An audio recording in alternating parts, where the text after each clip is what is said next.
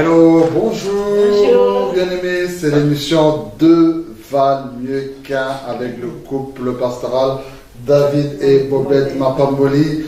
Nous sommes très contents de pouvoir vous recevoir encore aujourd'hui sur vos petits écrans, sur vos smartphones, pour passer un temps béni autour de la parole de Dieu. Alors aujourd'hui, moi et ma femme ne sommes pas toutes seules, comme vous pouvez remarquer. Nous avons le grand honneur de recevoir sur notre plateau notre sœur, notre maman, notre bien-aimée dans le Seigneur, la sœur Charlène Opango. Il faut bien préciser cela. Gloire à Dieu, maman Charlène, bonjour. Bonjour, le couple David et Bobette. Je salue aussi tous les internautes qui nous suivent, que Dieu vous bénisse abondamment. Amen, amen. Alors avec maman Charlène, nous allons parler sur un thème très important qui s'intitule être un couple complice. Mais je voudrais juste avant, parce que maman Charlène et certains, comme elle parlait des internautes, les gens vous connaissent un peu comme mère, dis-moi tout, dis-moi tout entre mère et fille, mère, dis-moi tout entre mon couple. Donc, qu'est-ce qu'on pourrait lui dire, chérie? Mais parle-nous un peu.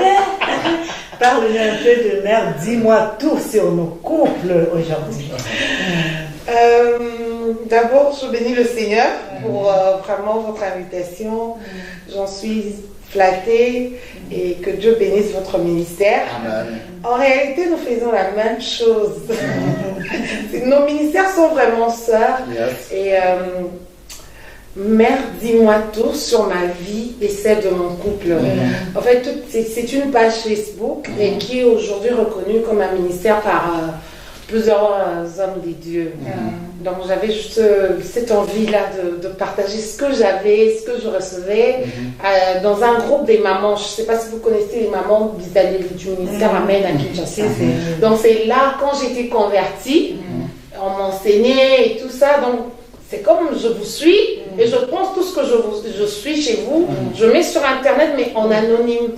Et je bénissais les familles sans vraiment savoir. Je ne connaissais pas en fait l'impact de ce que je faisais. C'est après que je commençais à voir les gens m'écrire, mère dis-moi, regarde j'ai mon problème, j'ai ceci, mon mari a fait, tout ça. Et voilà un peu. Donc mère dis-moi tout sur ma vie, c'est ma vie de couple. D'abord ma vie chrétienne. Nous parlons de la Bible, du salut, de tout ce qui est dans la Bible, du pardon. Et puis sur ma vie de couple, donc là maintenant nous préparons les jeunes à bien bâtir leur couple, à se préparer à un mariage d'Éden comme nous disons. Et aussi les couples déjà détruits, tout ça. Nous les aidons aussi à reparer parce qu'il y a plusieurs personnes qui ont mal fait le choix, qui sont mal parties et qui veulent divorcer. Nous leur disons non, c'est pas, le divorce n'est pas l'issue la plus proche là. Donc vous avez encore Jésus, et voilà, il y a ça, il y a ça, il y a ça, donc vous pouvez encore réparer. Donc voilà un peu. Et aussi il y a l'action sociale, il y a plusieurs, on a vraiment plusieurs mains, quoi, plusieurs branches. Par la grâce de Dieu. Et pour commencer, c'est quoi être un couple complice? C'est quoi être un couple complice? C'est vraiment, à première vue, quand on dit complice, les gens pensent qu'on est vraiment trop fusionnel et qu'on se ressemble totalement. Mais quand je préparais l'émission, quand j'entrais en profondeur, c'est parce que j'ai compris dans la complicité au fait. C'est que être un couple complice, c'est deux personnes différentes, mais comme là, les deux mains qui viennent se fusionner. Ça veut dire que Bobette a ses défauts et David a aussi les siens. Mais ils prennent leurs qualités et défauts. Donc Bobette supporte les défauts de David et David c'est vice-versa. Et ça fait un couple, au fait, complice.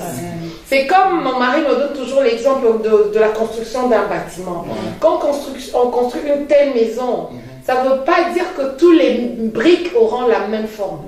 Il y aura des endroits où il y aura des briques qu'on doit couper, ça sera coupé en milieu, etc. Donc pour moi, voilà un peu en bref, le couple complice, c'est pas seulement un couple où 100% vous ressemblez, etc. Ça, c'est le rêve de tout le monde. Même mes jeunes filles me disent toujours, maman, je veux avoir un mari fusionnel et tout. Non, j'aimerais vraiment déjà mettre les gens à l'aise. C'est que vous pouvez être totalement différents, mais être complices. Donc, on se complète, hein? Exactement, la complémentarité. La complémentarité. C'est vraiment très profond ce point que tu as soulevé, ma soeur, c'est que on peut être différent, c'est-à-dire avoir des cultures différentes, un background différent, peut-être avoir des loisirs différents, mais malgré nos loisirs différents, malgré notre philosophie qui peut être différente, il y a possibilité de vivre en complicité dans le couple. C'est souvent on pense que c'est nécessairement comme moi c'est rouge, toi aussi c'est rouge. Ça c'est formidable. Ça, et donc en parlant toujours sur ce sujet, être un couple complice, les gens ont compris que malgré nos différences, on peut vivre dans la complexité. Maintenant, malgré cela, les gens n'arrivent pas à vivre dans cette complicité dans le couple. Et est-ce que tu pourrais nous épingler un peu les causes qui font que les gens n'arrivent pas à vivre en tant que couple complice, quoi? Si je dois parler des causes, permettez-moi de rentrer. Ouais, de dire d'abord qu'est-ce qu'il faut pour avoir un couple complice. Directement, ceux-là la cause va sortir de ce qu'il faut. Bon, pour tout un départ, l'amour, c'est le partage, la confiance, le respect. Bon, en tant que chrétien, on rajoute la parole de Dieu, Jésus et tout ça. Mais j'espère que je parle à tout le monde, païens, chrétiens, qui nous suivent. Donc, d'abord, en amour, en couple, c'est ça. Le partage, ça veut dire quoi? Vous vous connaissez, vous partagez vos histoires, vos souvenirs, tout ça. Et c'est ça même durant tout le long de notre cheminement en couple. 4 ans, 5 ans, 10 ans, tout ça. Donc, on ne fait que se partager. J'ai l'amour, je te donne. Tu as l'amour, tu me donnes. Il y a la confiance qui est la base. Parce que sans confiance, l'amour meurt. Et il y a aussi le respect. Donc, on se respecte d'abord en étant humain, et puis comme en étant mari et femme pour consolider le foyer. Donc, et il y a la première des choses, si je peux dire, dans le partage, il y a la communication. Je ne peux que partager ce que j'ai en communiquant, ce qui manque en fait. Et nous avons grandi, pasteur, nos mamans nous disaient, non, tu vois dans le mariage, il faut vraiment la conversation, il faut parler avec son mari, etc. Mais on ne nous a pas dit ce qu'il faut exactement faire dans cette communication. Parce qu'aujourd'hui, nous le savons bien, vous êtes mariés. Je peux venir vous faire asseoir. Comme tu es mère, dis-moi tout. Dis-nous un peu tout. Comme nos mamans ne nous ont pas dit cela, Dieu nous fait grâce que sur le plateau, on a mère, dis-moi tout. Explique-nous aussi un peu déjà sur ce point-là, la communication. Voilà. On doit parler dans D'abord, la communication est très importante pour avoir un couple complice. Comment sauras-tu que tel a des défauts, telle chose je n'aime pas? C'est dans les confrontations. Parce que dans les confrontations, par exemple, lui il aime le rouge, comme vous avez dit, moi j'aime le bleu. Tu le sauras comment? En parlant. Au début, surtout quand on fait connaissance, voilà, moi j'aime ça, j'aime sortir, moi j'aime le basket, moi j'aime pas le basket, etc. Et puis, chercher le temps. Je parle du temps propice. Papa il revient du travail, c'est pas à la porte que vous allez commencer à dire, voilà, ma belle-mère a appelé, non. Voilà, il y a eu les derwarders qui sont venus ici avec une facture de 40 000 €. Non, le moment important, le temps compte beaucoup dans la conversation. Les mamans disaient même, non, vous voyez, la nuit vers 4-5 heures du matin, mais ici ça ne marche pas. Parce que quelqu'un qui doit aller travailler à 5 heures du matin, vous n'allez pas le réveiller à 4 heures pour commencer à lui parler. Vous voyez un peu, donc il faut s'adapter. C'est pas une heure, hein. Nous, quand on parle, c'est vraiment, il faut nous donner beaucoup de temps. Vous voyez, donc il faut s'adapter, il faut comprendre en fait la personne. Donc dans la communication, il y a la compréhension de l'autre. Et puis il y a aussi, là je parle aux chrétiens, on ne peut pas aller converser sans demander, sans vraiment d'abord en parler au Père. Parce que c'est lui l'instituteur du mariage. Sinon, vous allez dire, ah, il va entendre B. Supposez que vous avez du mal, des chagrins parce qu'il vous a fait X ou Y chose.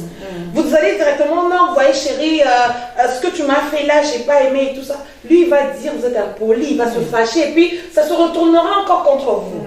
Pourtant, si vous soumettez ce problème d'abord au Père, qu'est-ce que vous en pensez? Père, je viens te soumettre ce problème. Je veux parler à mon mari de X, Y chose. Et en même temps, Saint-Esprit, je te supplie de prendre possession de son cœur, de gérer son cœur, et afin que son intelligence comprenne ce que je veux dire. Vous voyez? Donc, ça, ce sont des choses qu'on ne nous a pas dites. Tu vas aller seulement comme ça, papa, non, tu m'as manqué du respect en public, etc. et tout ça. Il va se fâcher, il va te dire, voilà, tu es une femme insoumise, voilà. Et puis ça va, tu seras encore en retour choqué. Et après, il y aura toute une liste des problèmes. Donc, il y a la compréhension, pasteur, comme j'ai dit, mais cette compréhension, et il y a le dialogue au fait, mais le dialogue, la compréhension entre des dents. Vous tenez compte du temps, vous tenez compte aussi de votre situation à vous. Chaque couple est différent. On peut te dire, vas-y, va réveiller à 4 heures, mais ça ne va pas passer. Comment mon mari quitte la maison, il se réveille à 4h30, il quitte à 5 heures. Je ne vais pas à cette heure-là le réveiller. Donc ça veut dire que je dois chercher l'heure propice.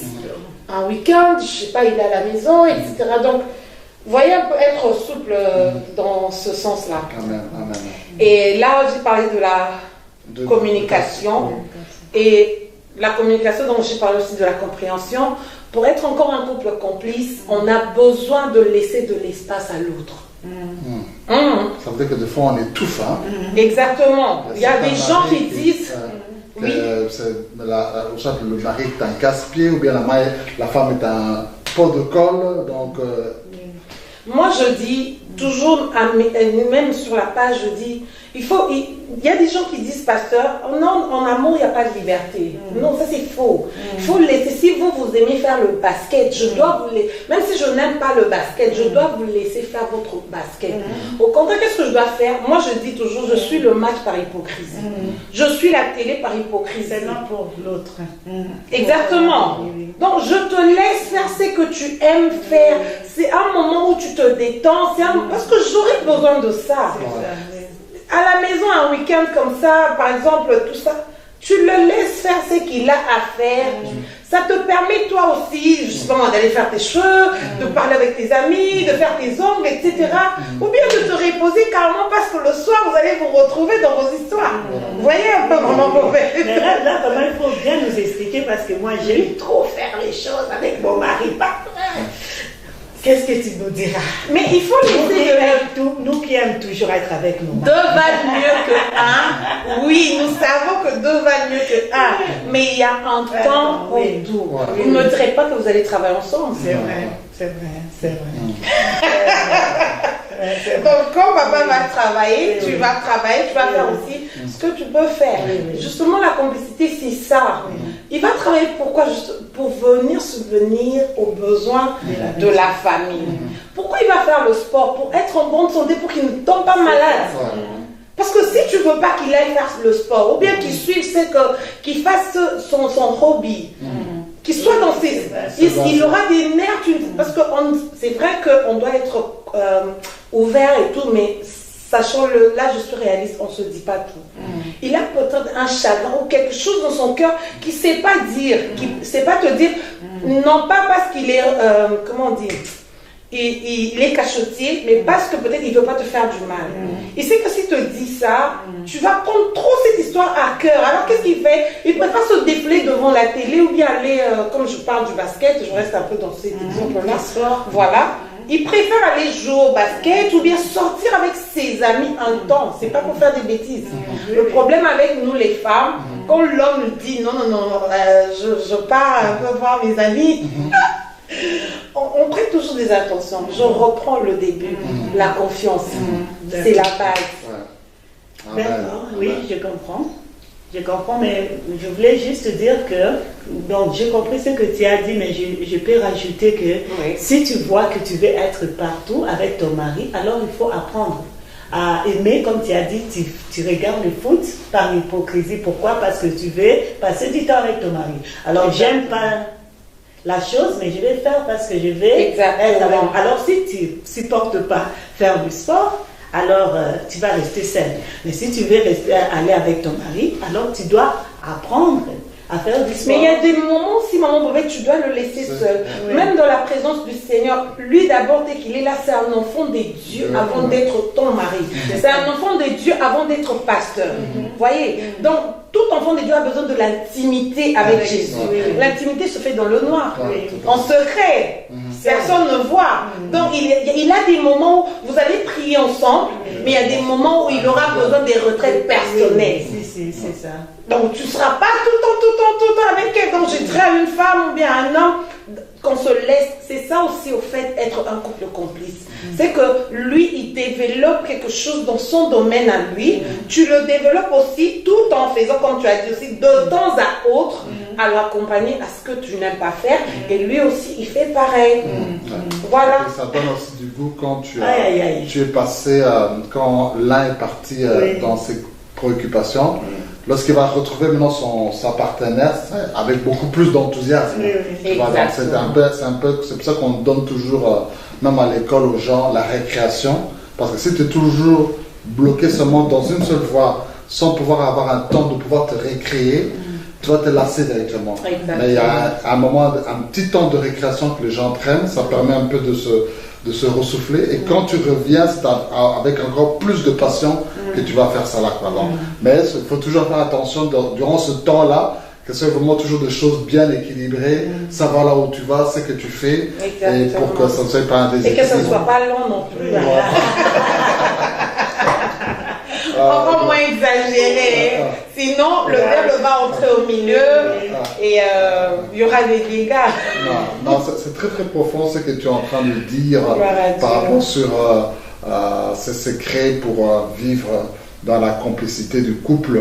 Alors, maintenant, tu nous pousses vraiment à vivre dans la complicité, mais quand je suis un peu en train de réfléchir dans les exemples dans la Bible, je vois des exemples des gens qui avaient une très très grande complicité, mais c'était plus dans le mal. Je ne sais pas, tu as l'exemple d'Ananias et Saphira, c'était vraiment hyper complice, mais jusqu'à la mort. Tu as aussi l'exemple de Sarah et Abraham. Sarah et Abraham aussi, leur complicité, donc ils n'ont pas voulu attendre le temps de Dieu. Et bon, maintenant on a tout ce problème avec le fils de la promesse et pas le fils de la promesse, tout ceci. Et bon, est-ce que tu peux, je ne sais pas si tu vas nous donner des avantages peut-être dans la vie courante ou soit dans la Bible où les couples ont été complices, mais ça a été vraiment dans leur avantage, quoi. Et même moi, quand je lisais, je cherchais dans la Bible, je voyais que des couples complices. Mais dans la vie courante. Vous voyez je voyais des couples comme ça, genre, vraiment surtout Ananias et Saphira. Ils n'étaient pas ensemble, mais ils ont dit la même chose. Donc X vient, dit une chose et l'autre vient dire une autre. Et il vient dire la même chose plutôt. Et ils ont péri. Ça veut dire qu'on peut être complice dans le bien ou dans le mal. D'ailleurs, quand on grandissait, quand on parlait de complice, on voyait toujours dans le mal. Voilà.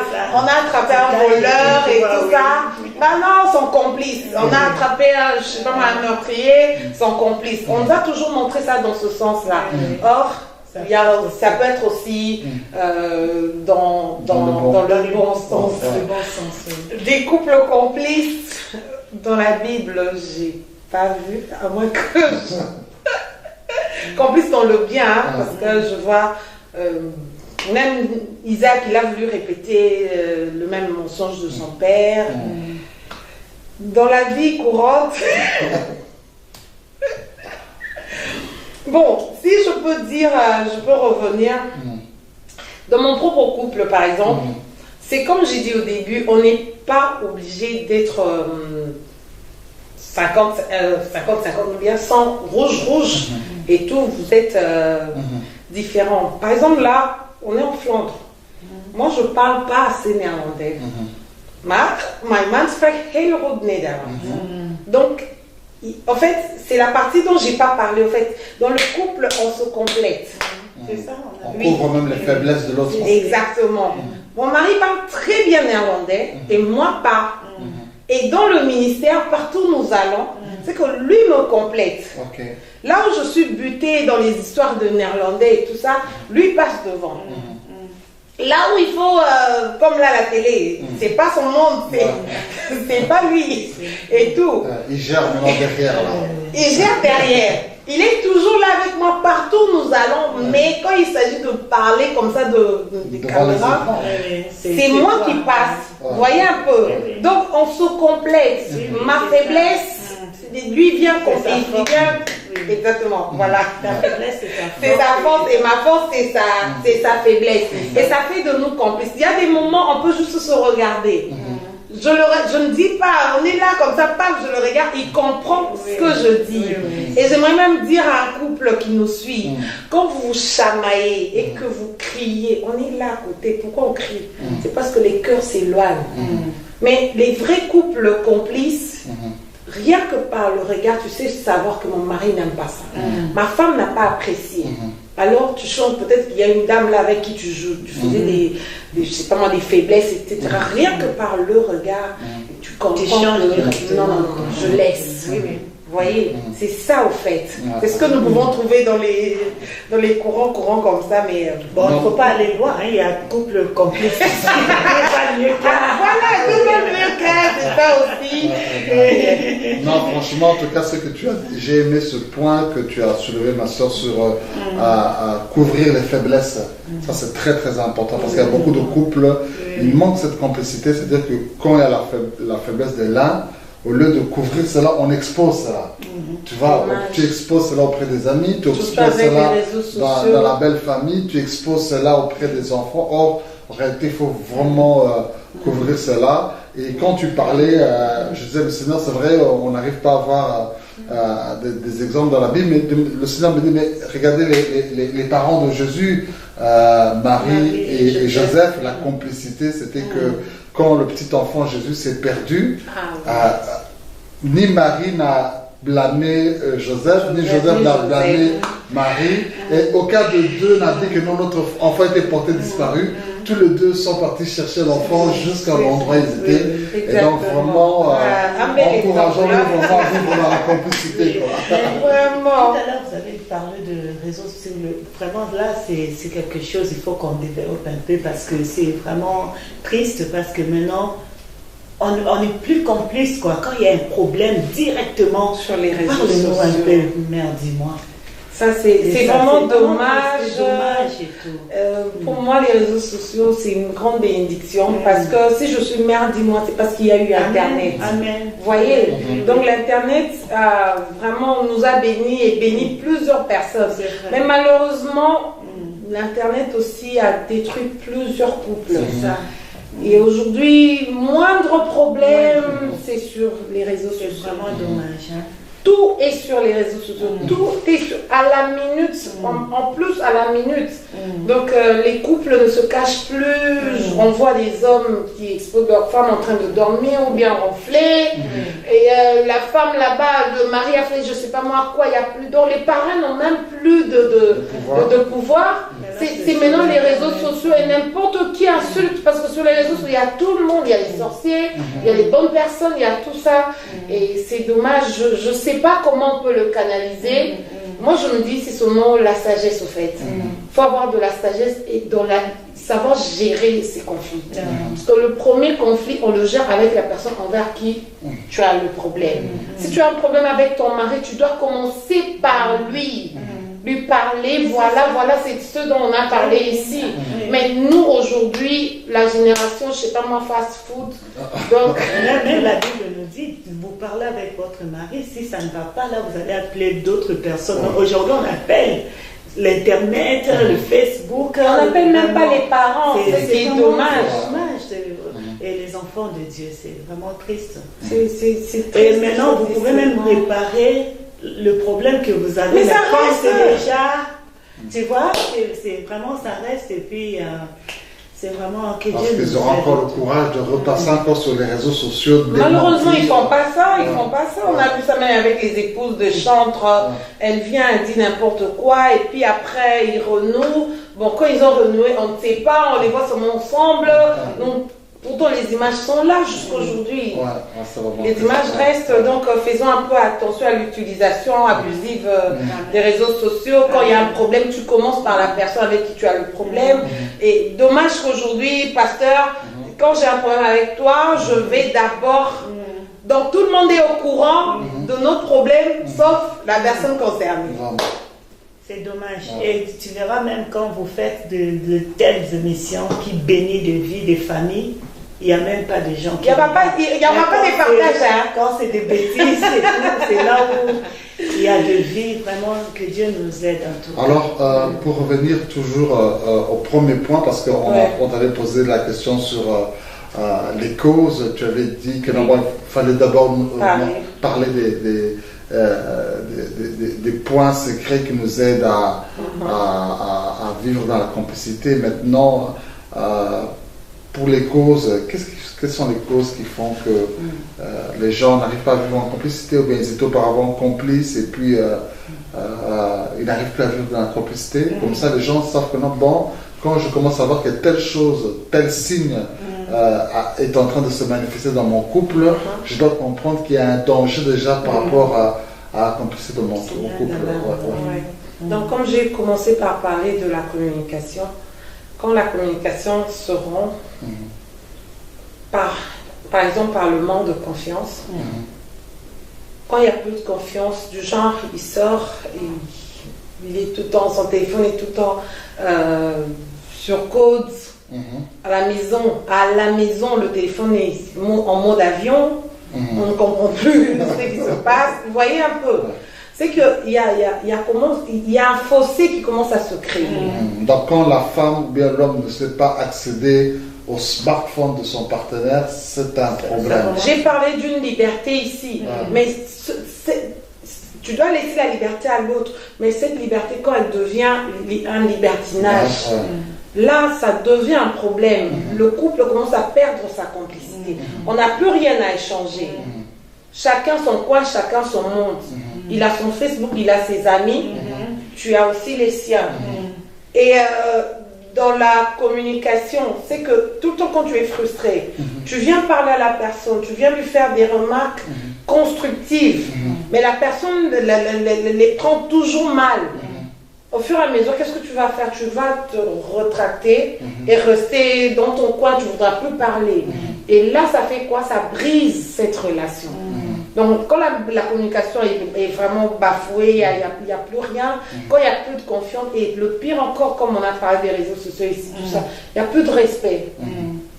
Ta soeur peut m'insulter quand elle veut, la belle-mère, elle fait ce qu'elle veut, les filles là avec qui tu fais des connaissances sur Facebook, elles écrivent n'importe quoi et tu les laisses écrire n'importe quoi sur moi. Vous voyez, il n'y a plus de respect. Tu m'insultes en public, tu m'humilies quand tu veux.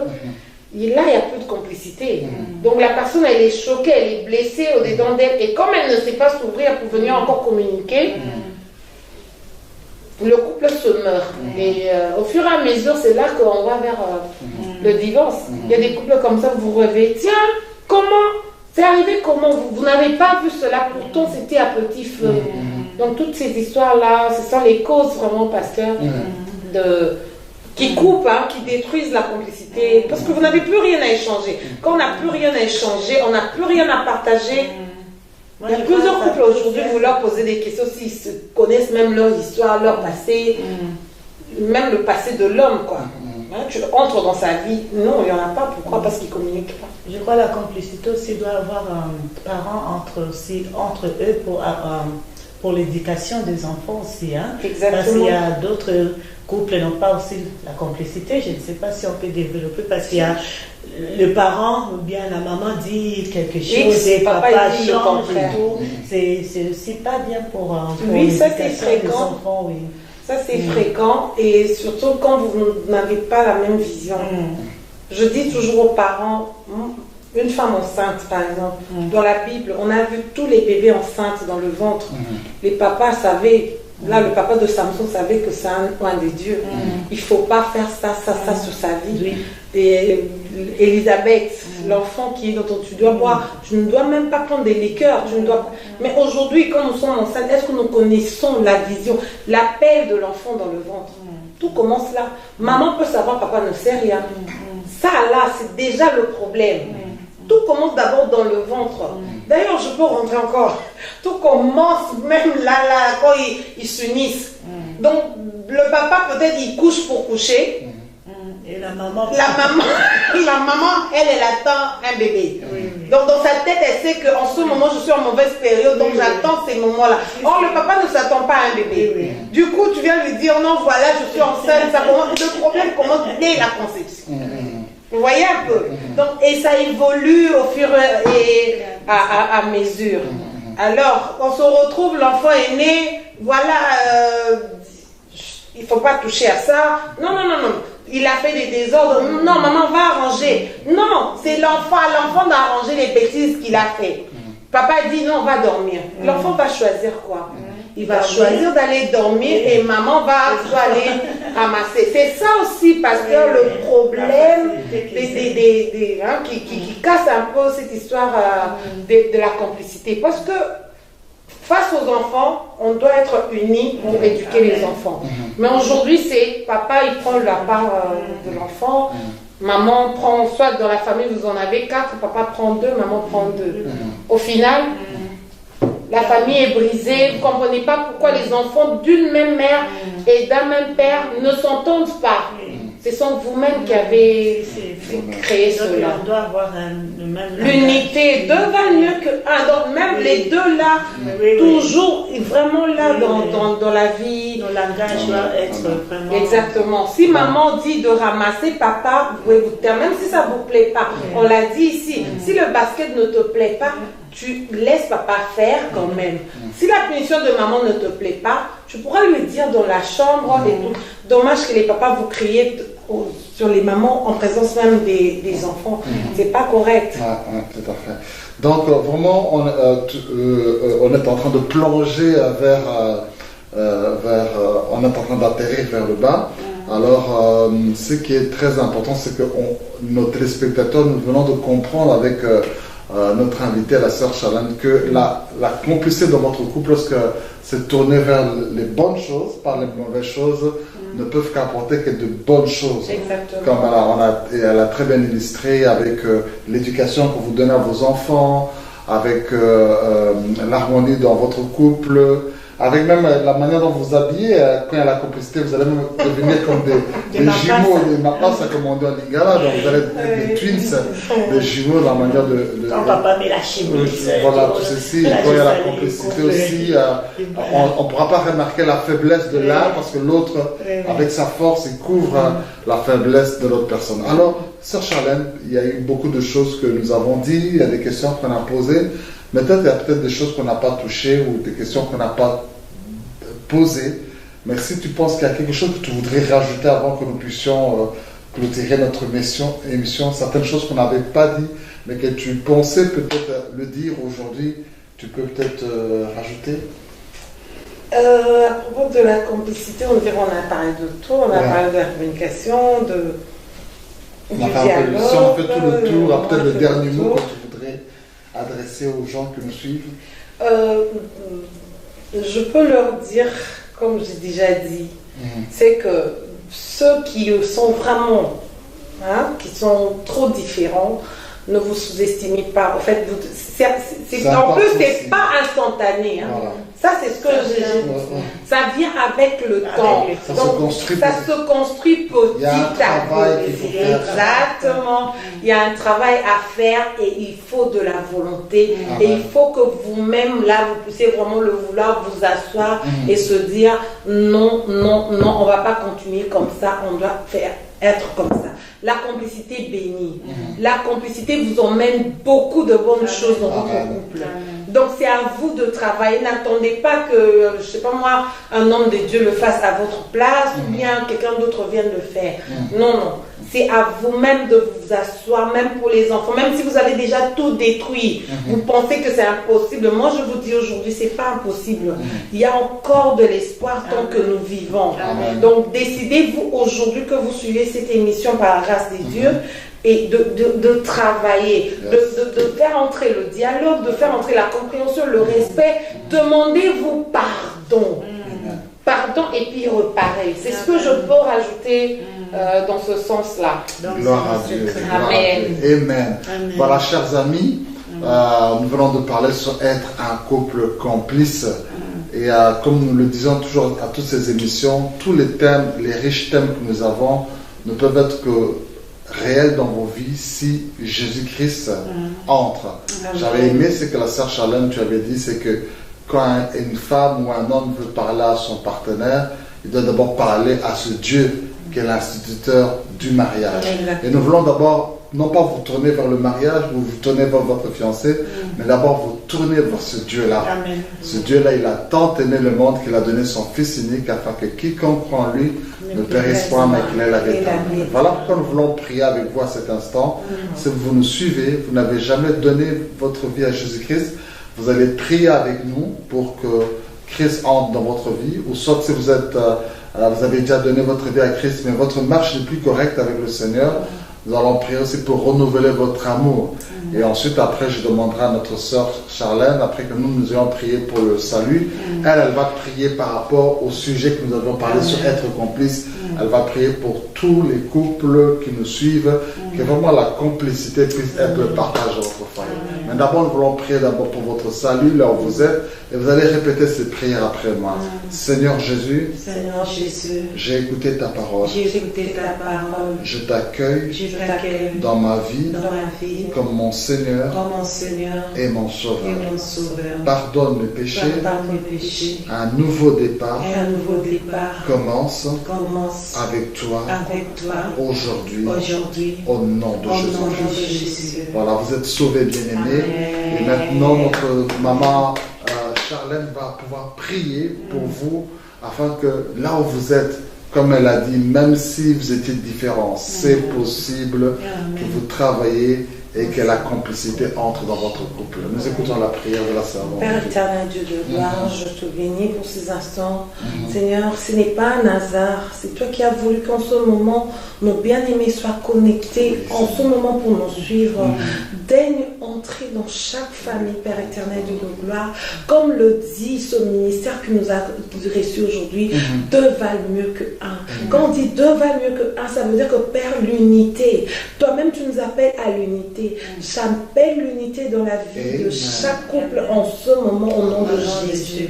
Saint-Esprit, puisses-tu entrer dans chaque couple et d'aller travailler. Toi, l'enseignant, va encore enseigner et rappeler ce que Jésus a dit. Saint-Esprit, va donner tes fruits dans chaque couple parce que c'est ce fruit-là qui aide à gérer les conflits. La patience, la douceur, tout cela, nous en avons besoin pour bâtir des bons couples au nom de Jésus. Saint-Esprit, sois à l'œuvre. C'est toi qui convaincs du péché. Entre encore dans ces cœurs-là qui nous suivent en ce moment, afin de les convaincre du péché. Et tu donnes l'humilité afin de demander pardon et de réparer là où ça a été abîmé. Le Dieu qui a les pièces des rechanges, je t'appelle en ce moment afin que tu puisses aller réparer partout tout a été détruit au nom puissant de Jésus.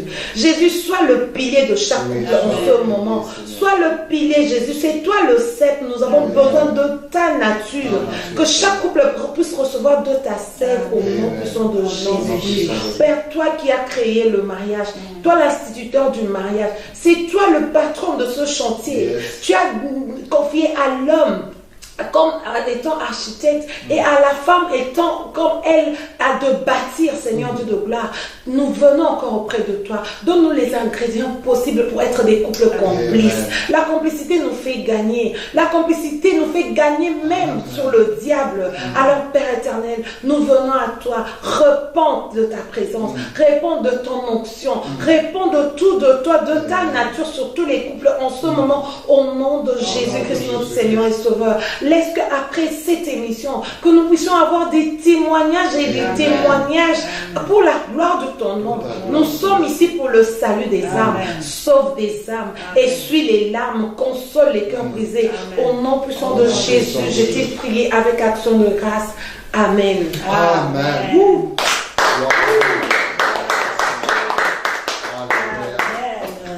En tout cas, merci beaucoup, sœur Charlène. pour ce temps béni que nous avons eu avec toi. En tout cas, moi-même particulièrement et ma femme, nous avons été abondamment bénis. Et nous croyons aussi que tous les nombreux spectateurs et internautes qui nous ont suivis ont été bénis. Et nous disons merci aussi à ton mari. Derrière toujours une femme forte. On dit toujours derrière un homme fort, c'est cache une femme forte. Mais pourtant aujourd'hui derrière toi il y a un homme fort qui fait un travail formidable dans les coulisses. Et on bénit aussi son ministère de Mère Dis-moi tout, avec tous les aspects qu'il y a au niveau des couples, au niveau des mères et filles, que cela aille très très loin. Au nom de Jésus. Et tu seras toujours la bienvenue parmi nous, que ce soit sur le plateau ou dans des conférences. Ce sera avec une grande joie que nous te tendrons toujours la main d'association en tout cas. En tout cas, je suis bénie et que Dieu bénisse encore ce ministère. Que vous allez encore plus loin au nom de Jésus. Les couples ont besoin de vous. Amen. Moi, j'ai besoin de vous. Mon couple a besoin de vous. Amen. Et je sais que tout mère dis-moi aussi a besoin de vous. Amen. Donc, comme on dit en lingala, boum, mais là. Que Dieu bénisse aussi la chaîne Locolé TV. Amen. Espérons qu'on va se voir bientôt pour des nouveaux projets. Voilà, donc cette émission vient de passer sur la chaîne Locolé TV. Locolé TV est une chaîne télévisée qui passe sur Epibox. Donc pour les gens qui ont les digicordeurs, vous pouvez aller sur le canal de Epibox et voir Locolé TV 24 h sur 24. Si vous n'avez pas Epibox, partout où vous avez une connexion internet, vous allez sur le site Locolé TV et là vous pouvez aussi voir leur programme, ou soit sur leur compte YouTube, là aussi vous pouvez voir, ou soit vous pouvez aussi aller sur notre compte Facebook, Devameka, ou soit sur notre page Facebook ou notre compte YouTube Devameka, et là la vidéo aussi sera transmise. Voilà, donc si vous avez été touché et que vous désirez entrer en contact avec notre ministère, notre numéro de contact apparaît sur le bas de l'écran. Le numéro de la page Facebook apparaît aussi sur le bas de l'écran. Et si Dieu vous met aussi à cœur de pouvoir soutenir notre ministère par un don pour que nous puissions encore aller plus loin pour propager cet évangile, nos coordonnées sur lesquelles vous pouvez faire un don ou nous contacter apparaissent sur le bas de l'écran.